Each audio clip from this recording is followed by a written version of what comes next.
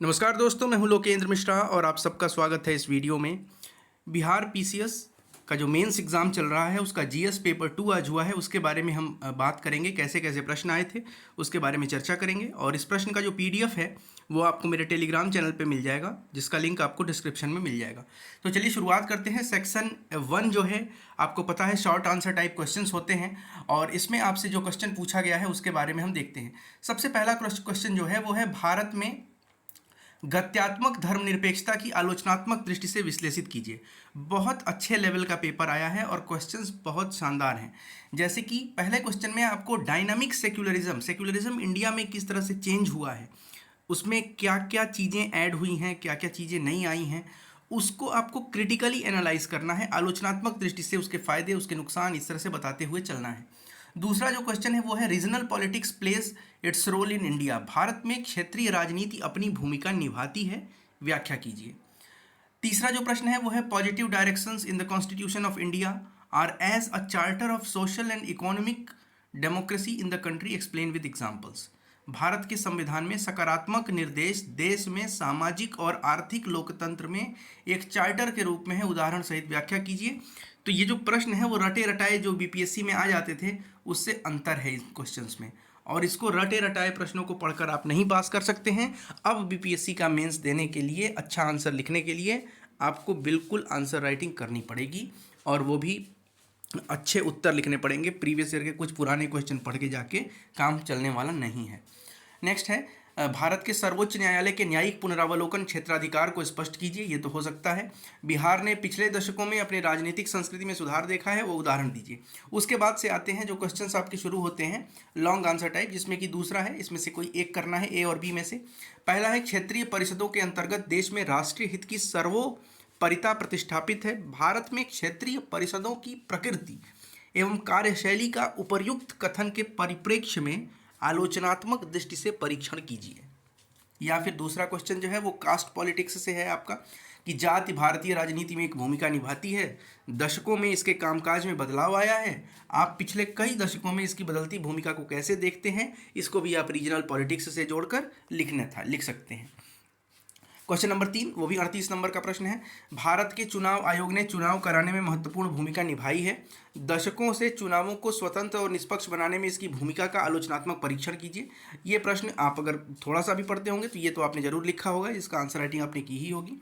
और उसके बाद से जो क्वेश्चन है इसमें, बिहार में शेषन पूर्व और शेषन युग के बाद चुनावों के संचालन के संदर्भ में अपने उत्तर के कारण दीजिए। यह लोकतंत्र को मजबूत करने में कैसे योगदान देता है।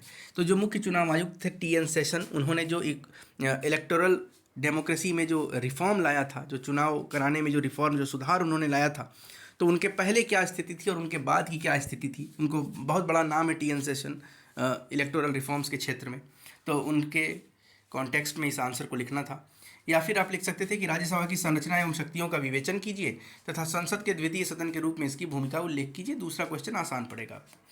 सेक्शन 2 की बात करते हैं तो इसमें भी शॉर्ट आंसर क्वेश्चंस हैं। तो शॉर्ट आंसर में पहला है, राष्ट्रीय लॉजिस्टिक्स नीति 2022 प्रधानमंत्री गतिशक्ति योजना के साथ भारत में लॉजिस्टिक दक्षता में कार्यकारी बदलाव लाएगी, क्रांतिकारी बदलाव लाएगी, स्पष्ट कीजिए। दूसरा अटल इनोवेशन से रिलेटेड है कि मेंटर इंडिया और जो अटल इंक्यूबेशन सेंटर है या फिर अटल न्यू इंडिया चैलेंज है, इसके बारे में चर्चा करनी है।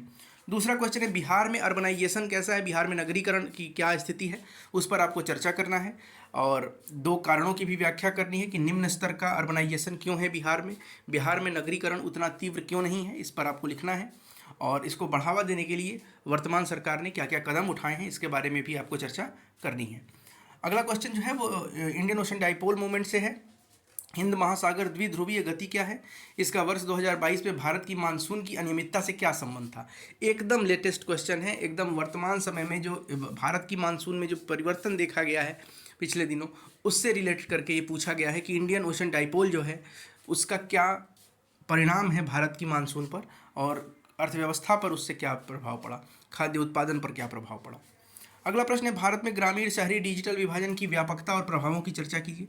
इसमें आपको बताना है कि जो डिजिटल इंडिया स्कीम है, या फिर वैसे भी आप बता सकते हैं कि इंडिया में जो डिजिटल गैप है एक पक्ष और दूसरे पक्ष, मतलब कि रूरल और अर्बन के बीच में, तो उसके बारे में आपको बताना है और सरकार ने क्या कदम उठाए हैं तो सरकार की स्कीम्स वगैरह आपको बतानी पड़ेंगी। फिर 2022 में भारत के वैश्विक व्यापार संबंधों की जांच कीजिए। व्यापार बढ़ाने के लिए भारत द्वारा की गई विभिन्न पहलें क्या हैं, भविष्य में भारत के वैश्विक व्यापार संबंधों को बढ़ाने के कुछ उपाय सुझाइए। या फिर दूसरा आप लिख सकते हैं ट्राई, जो telecom regulatory authority of India है, उसने फरवरी 2022 में एक रिपोर्ट रिलीज की है और इस रिपोर्ट के अनुसार बिहार में जो सर्विस एरिया है, जो टेली डेंसिटी है, वो एवरेज 85.91 के परिप्रेक्ष्य में अगर देखें तो 53.71 है दिसंबर 2021 में।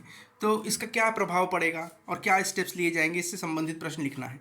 अगला क्वेश्चन है नीली अर्थव्यवस्था की पहचान राष्ट्रीय विकास के 10 मुख्य आयामों में से एक के रूप में की जाती है। उपर्युक्त कथन के आलोक में अर्थव्यवस्था के लिए इसके महत्व पर चर्चा कीजिए और नीली अर्थव्यवस्था को बढ़ावा देने के लिए भारत द्वारा उठाए गए कदमों की सूची बनाइए, क्या वे पर्याप्त हैं। और लास्ट में पूछा गया है कच्चे माल पर आधारित बिहार के वन आधारित उद्योगों, कृषि आधारित उद्योगों, खनिज आधारित उद्योगों में विभाजित कीजिए।